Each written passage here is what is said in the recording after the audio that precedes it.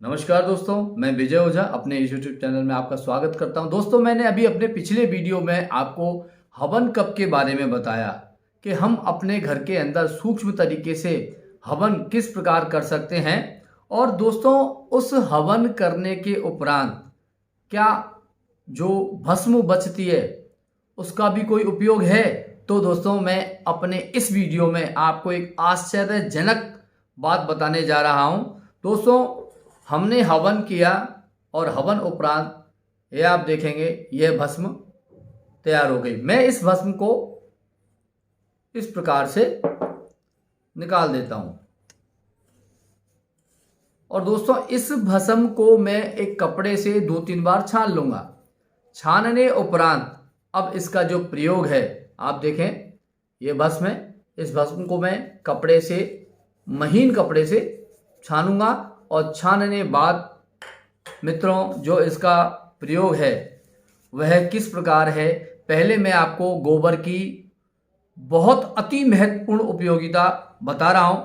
दोस्तों, शायद आप लोग जानते हो कि गौ माता के जो गीला गोबर होता है उसके अंदर 23% ऑक्सीजन होता है। जी हाँ दोस्तों, 23% ऑक्सीजन गीले गोबर में होता है।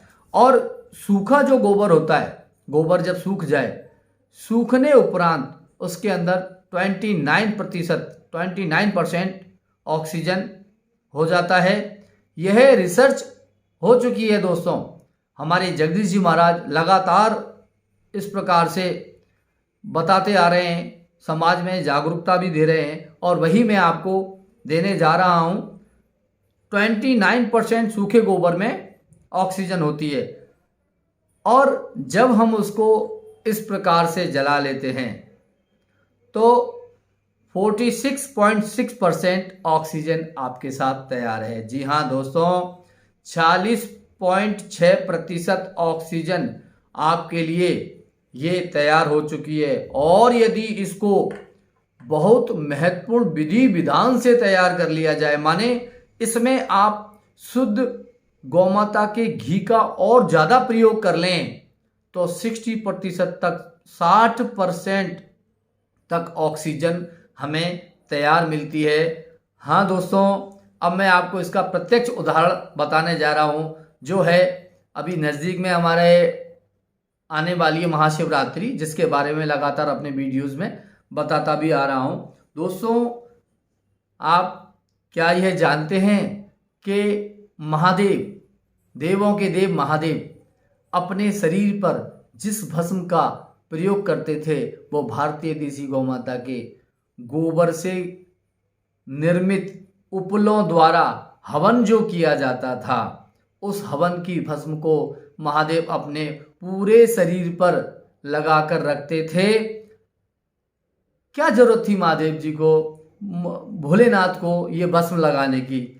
वो तो कर्पूर गौरम, कपूर की भांति हैं, कपूर की भांति सुंदर हैं, इतने तेज है हमारे महादेव के, पूरा शरीर इस प्रकार का है, तो कहाँ उनको आवश्यकता पड़ रही है ये भस्म लगाने की? तो दोस्तों, मैं आपको बताता हूँ, हमारे शिव जी जहाँ विराजते थे उस स्थान पर, माने हिमालय पर, ऑक्सीजन की मात्रा बहुत कम हो जाती है और ऑक्सीजन बरकरार रहे, किसी प्रकार का हमारे शरीर में कोई श्वास को लेकर के, ऑक्सीजन को लेकर के समस्या नहीं आए, उसका प्रयोग स्वयं महादेव, भगवान भोलेनाथ, भारतीय देसी गौ माता के गोबर से किए हुए हवन का भस्म को पूरी बॉडी पर, पूरे शरीर पर लगा के रखते थे, जिससे झंझट ही खत्म हो जाता है। तो दोस्तों, मैं आपसे यही प्रार्थना करता हूं कि प्रत्येक दिन